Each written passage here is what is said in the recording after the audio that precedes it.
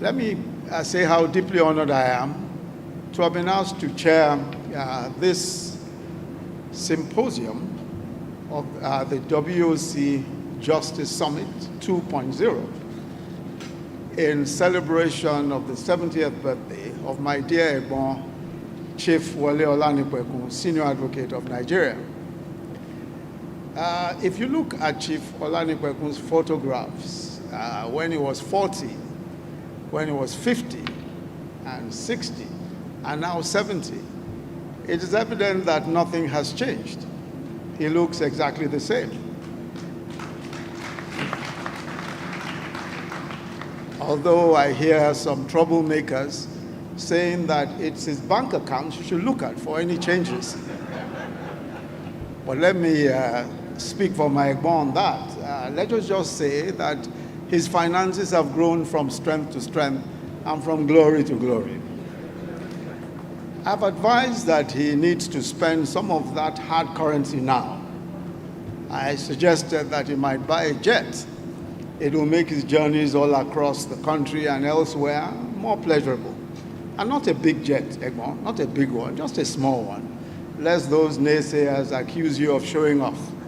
So we're just a little jet. But we thank God for giving him such sound physical and mental health and an ever-youthful physique and disposition. Many years ago, I said to Chief Olanipekun that he is becoming Nigeria's most consequential constitutional lawyer since the legendary Rotimi Williams, Senior Advocate of Nigeria, of blessed memory, going by the number and range of constitutional matters in our superior courts in which he acted as counsel.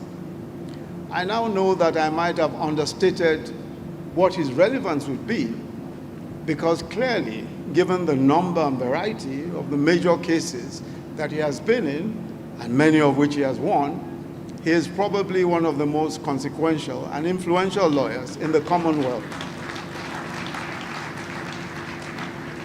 Chief Olanipekun's great intellect, his mastery of the law, its substance, its technicalities, his incredible ability to get to the heart of the matter and to let whole panels of judges see his sometimes daring points, his disarming wit and humor, and his sometimes lyrical and poetic submissions, quoting from the classics and the scriptures, make him easily one of the most outstanding minds in the legal profession in this or any other generation. But I'm sure that what must give him as much, if not more satisfaction, as his accomplishments in the legal profession is how he has affected the lives of hundreds and maybe thousands who cannot repay him for his kindness, his many charities and philanthropies, and several contributions to the growth and reach, especially of the gospel. I'm especially thankful to God that the tributes that you are being paid today are not being said at a memorial service, or as we say, a celebration of life, as we call it, when you are gone, but in your lifetime. There's simply nothing comparable to seeing your legacy in your lifetime. A father of 4 lawyers, Dapo, Bukola, Bode, and Temitope, 2 senior advocates of Nigeria.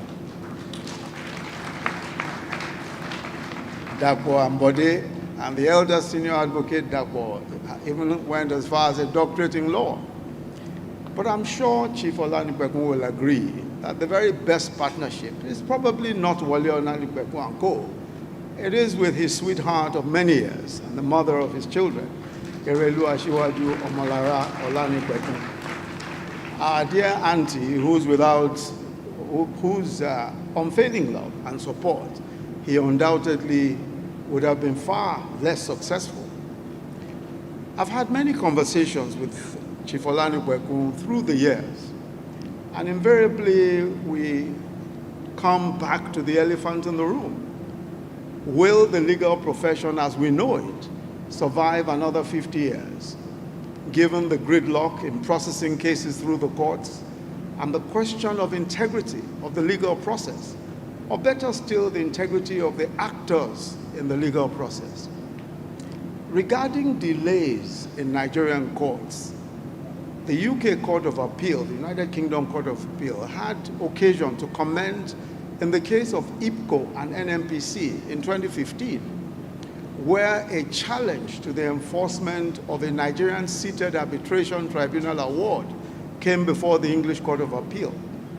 The Court of Appeal referred to the delays in the parallel proceedings in a Nigerian court as catastrophic, and that it will take a further 30 years to resolve.